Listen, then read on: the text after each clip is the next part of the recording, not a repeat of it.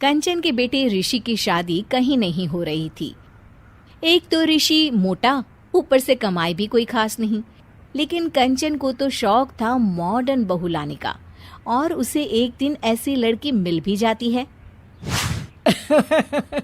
हमें तो आपका ऋषि बहुत पसंद है, लेकिन मैं आपको साफ साफ बता देती हूँ, मेरी बेटी के शौक थोड़े से अलग है बहन जी। अरे बहन, हमें सब पसंद है। आपकी प्रियंका जैसी लड़की की तलाश मुझे कब से थी। जींस पहनकर अंग्रेजी में गिटर पिटर बोला करे। अरे बहन, जरा सुन तो लो, मेरी बेटी के शौक क्या क्या है। अरे नहीं नहीं बहन, बस लड़की को देख लिया तो सब कुछ देख लिया।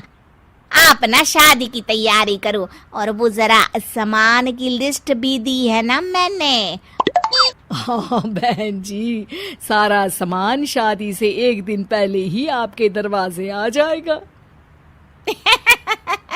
मजा आ गया, मजा आ गया।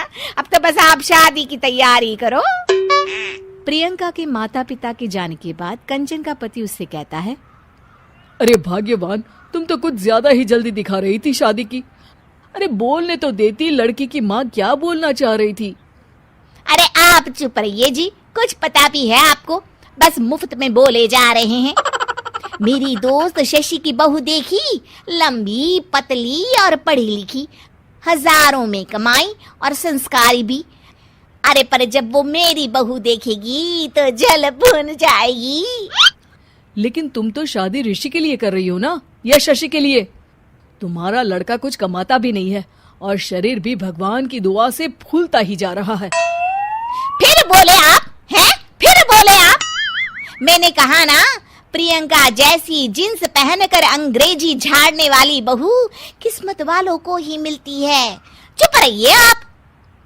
पति के लाख कहने पर भी कंचन ऋषि की शादी प्रियंका से करवा देती है। लेकिन प्रियंका जैसे ही घर में आती है, वैसे ही जोर जोर से चिल्लाकर नाचने लगती है। आज मेरे यार की शादी है, आज मेरे यार की शादी है। अरे नाचो मां नाचो। आज मेरे यार की शादी है। कंचन, उसका पति और ऋषि ये देखकर हैरान रह जाते हैं। लग रहा है बहू को शादी की बड़ी खुशी है। हाँ हाँ, बहू क्यों नहीं, हम भी नाचेंगे। अरे नाचो नाचो जी, मुंह क्या देख रहे हो, चलो चलो नाचो, बहू कह रही है। कंचन ये कहकर प्रियंका के साथ नाचने लगती है। ऋषि और उसके पिता वहां से चले जाते हैं। अगले दिन कंचन अपनी सहेलियों को प्रियंका से मिलवाने के लिए घर बुलाती है, जहाँ शशि भी आती है। अरे शशि, कैसी हो? मैं ना तुम्हें प्रियंका से मिलवाती हूँ। अरे सच में बहुत ही एडवांस सोच की लड़की है। कितने मॉडर्न ख्यालात है उसके, पता है तुम्हें? अरे हाँ कंचन, जरूर।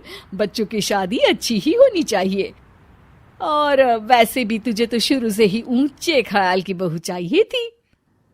तभी कंचन की सहेली कहती है, अरे कंचन, बुलाओ ना प्रियंका को, हम भी मिल ले। अरे बहू प्रियंका, जरा बाहर तो आना। कई बार आवाज देने के बाद भी प्रियंका बाहर नहीं आती है, तो कंचन को बुरा लग जाता है। वो उसे लेकर बाहर आती है, लेकिन ये क्या, प्रियंका लड़खड़ाती हुई बाहर आती है और उसके हाथ में शराब की बोतल होती है। हालांकि शराब पीना स्वास्थ्य के लिए हानिकारक होता है और ये हमारी किडनी के लिए बहुत ही खतरनाक है, लेकिन कंचन की बहू प्रियंका पूरे नशे में होती है। अरे इतने सारे लोग। ये कहकर वो शशि के पास जाती है। आंटी जी, पत्ते खेलेंगी, पत्ते। अरे दूर हो, दूर हो, तुम्हारे मुंह से तो शराब की बदबू आ रही है। अरे कंचन, माना तुम्हें मॉडर्न बहू चाहिए, लेकिन आधुनिकता का मतलब ये तो नहीं ना। बुरा ना मानना कंचन, तुम्हें पता था कि तुम्हारे बेटे की कमाई और शरीर दोनों ही ठीक नहीं है, तो तुम्हें उसी हिसाब की लड़की से शादी करवानी चाहिए थी। ऐसा कहकर सभी औरतें वहां से चली जाती है।